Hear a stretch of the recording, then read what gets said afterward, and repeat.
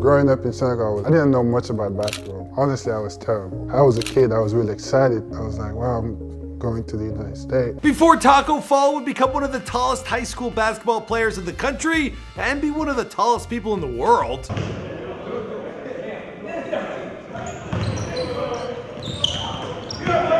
Before Tacko would be named the ACC's Defensive Player of the Year. Before Tacko gave us one of the greatest finds of all time.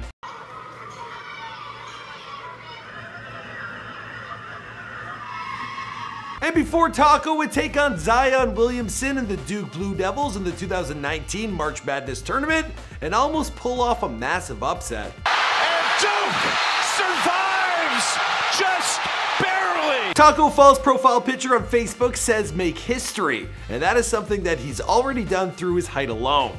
But there's more to Tacko than just his unfathomable wingspan, and nothing in his life was guaranteed simply because of his stature. It took a lot of work and perseverance for him to be able to play on college basketball's biggest stage. Tacko grew up in Senegal, where he originally had no interest in playing basketball, but when he heard that he could pursue a life in the United States through the sport, he took the opportunity.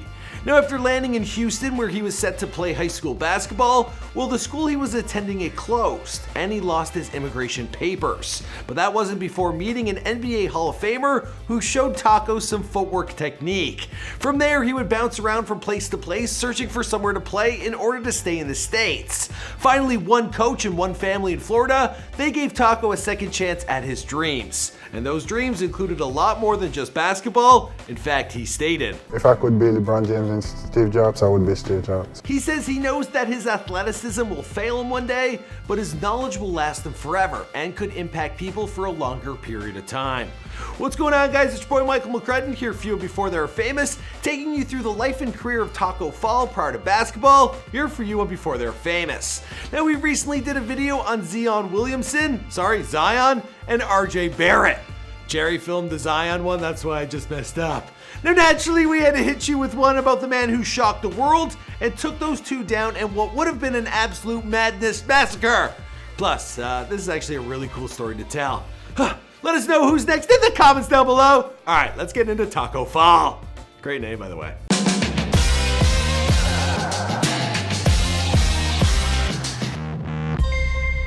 Hey, be sure to subscribe and hit that bell. Boom!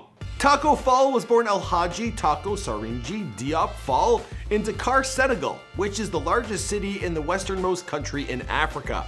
Now, he grew up with his mom and his brother and his half-sister. Now, although Tacko had an uncle who was 6'8", neither of his parents were extraordinarily tall. But Tacko began to grow and didn't stop. In fact, when he became a teenager, he could only find one pair of sandals that fit him, and they were custom made by a friend in his neighborhood. I don't even know my neighbors, but in my country, I know all of them. And even those, they would always break because of how quickly his feet were growing. Currently, he rocks a size 22 shoe. You know what they say about a guy with big feet? Wow. Nice. Tacko's first love was actually soccer and not basketball. In fact, he didn't really know anything about basketball growing up. It was a man named Ibrahim Ndanyai who actually was the one to persuade Tacko that he should play basketball instead. He spotted Tacko and knew his height could make him one of the best centers in the game. From there, he offered Tacko a spot at Senegal's basketball academy to train. I remember when I first got here, I couldn't go up and down the court once. I was getting tired, I was weak, I was not strong mentally, physically. Later on, Tacko would play against Ibrahim's brother, Mamadou Nadei, who played for UC Irvine and is ironically also 7'6". The two completed the tallest tip-off matchup in US college basketball history. At first, Tacko wasn't really interested in Ibrahim's offer, and in the end, it wasn't actually playing basketball that finally convinced him. He saw basketball as a way out. Now, through the sport, he'd go to America and pursue a career, creating a better life for his family. After training at the academy, he was placed at a high school in Houston, Texas, and at 16, he hopped on his first plane ever and moved to the United States. He attended a high school called Jamie's House Charter, where he became fluent in English within 8 months, and he scored the 95th percentile on the SAT tests. And English, well, it was his fourth language behind his fluency in French, Arabic, and the African language of Wolof. I think it's Wolof. Sorry. I realized that I might not see my brother, my mom, my family for a long time. I probably wouldn't be playing basketball right now if I didn't come in the US. In Houston, Tacko met NBA legend and Hall of Famer Hakeem Olajuwon. And Hakeem saw Tacko's potential and showed him some footwork for big men. Now, he attended his first NBA game, which was a Houston Rockets versus Los Angeles Clippers matchup. Now, Tacko even recalls Blake Griffin and DeAndre Jordan taking notice of his height during the national anthem and giving him a head nod. But a few months after being in Texas, well, the school he was attending closed down. Now, Tacko was extremely homesick and wasn't sure what to do with himself. Along with the school went Tacko's eligibility.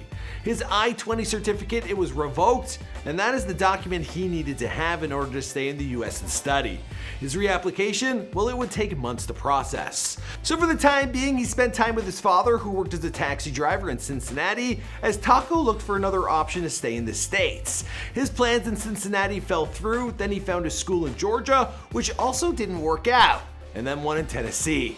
But without the right paperwork, well, his eligibility, it was put into question. He told Yahoo Sports, "I was really homesick the first year. I missed waking up and seeing my mom and siblings. We were a close family. After bouncing around from place to place with nowhere to go, a friend of Mamadou Nadey, who lived in Central Florida, had an answer. Tacko was offered a spot on the team at a Christian school in the Sunshine State.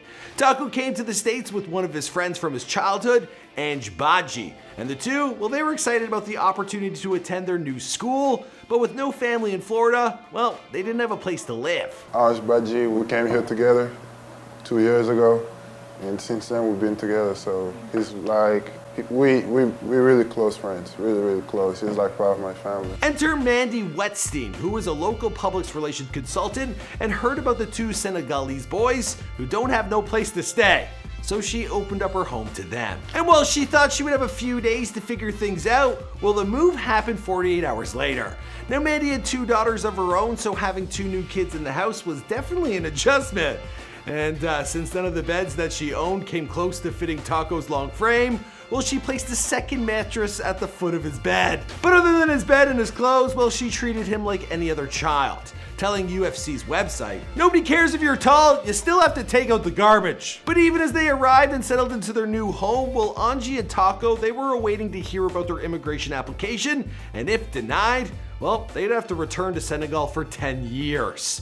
Now, Mandy says the boys, they were nervous as hell. Ange asked me every day, "Is there news? Have you heard anything?" But in April of that year, their papers were accepted and Tacko would start focusing on being the best he could be, both on and off the court. Fall attended Liberty Christian Prep School in Florida for his final 2 years of high school, and during his first visit to the school, well, he was hit in the head by a ceiling fan.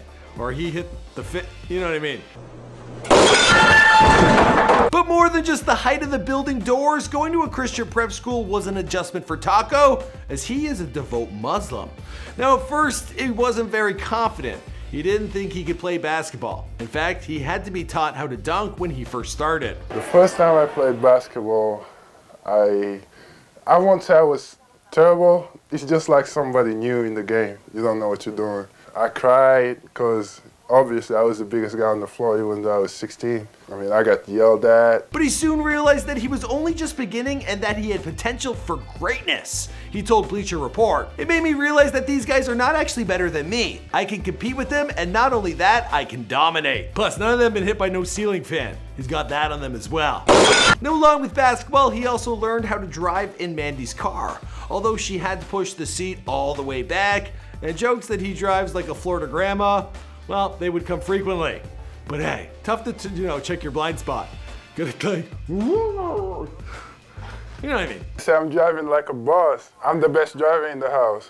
I might take Ryan on the tower and show him my driving skills. His AAU coach, Edward Francis, said that Tacko had an incredible work ethic, and his coach at Liberty, Tony Atkins, he said this: "Since the summer, it has been a quick trail and a quick adventure to watch Tacko grow both as a basketball player and as a person. At Liberty, he averaged 20 points, 15 rebounds, and 5 blocks per game as a senior. By that time, almost 40 different schools expressed interest in him.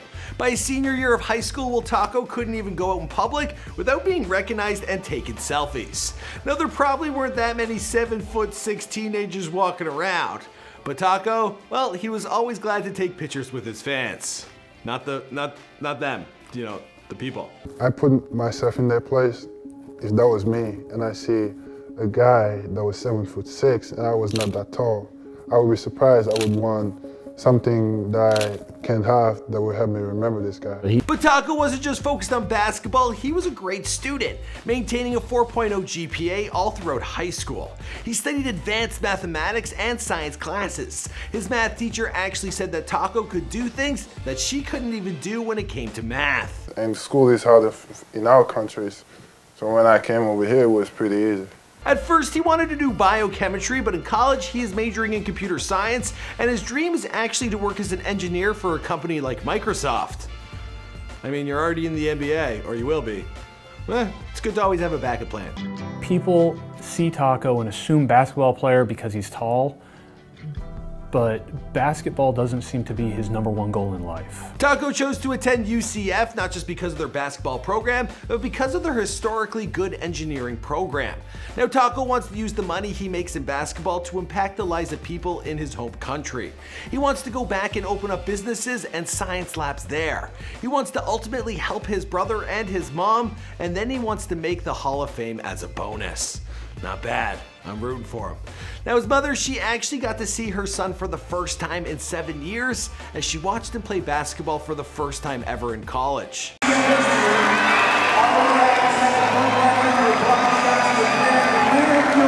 She waited 7 years for that to happen, to finally see me play, and she just can't describe how happy she is and how happy she is to see me. He told the Orlando Sentinel, 2 years ago I never expected to be here. I was so far away, never having played basketball. But God put me in the right place and around the right people. On his college basketball experience, he says, here's the thing, when I don't play well, it's a why is he so terrible? He's 7'6", and if I play well, it's oh, he's 7'6". He's supposed to be good. What they don't see is the amount of work I put in. That work includes watching game footage of all the opposing players that he's facing. But none would be a greater challenge than Duke's Zion Williamson, who Tacko faced off against in the second round of the 2019 March Madness Tournament. And if it weren't for a shot that rimmed out at the last second, well, UCF would have shocked the world. Tacko's journey is far from over, and we'll most likely have to do an updated version on his come up next year to see where the rest of the story has taken him. And for everyone wondering, well, according to a reporter from Yahoo Sports, yes, Tacko, he does enjoy tacos. So now you know. As for the rest of the story, well, I'm wrapping this one up here. Of course, this is Before They're Famous. Now, this is our third video coming at you celebrating March Madness. We've done Zion Williamson, we've done RJ Barrett, and we've got another one coming for you. It's Lonzo's rich life. Because someone just stole 1.5 million, so I guess he's still rich. It's just his financial status has taken a bit of a hit. That'll be dropping shortly, guys. Be sure to subscribe if you haven't already. Check out our playlist dedicated to athletes, or check out our more recent uploads. Let us know who's next. I'll see you guys in another video. I'm 6'4", by the way. Who would have guessed that? Okay, bye.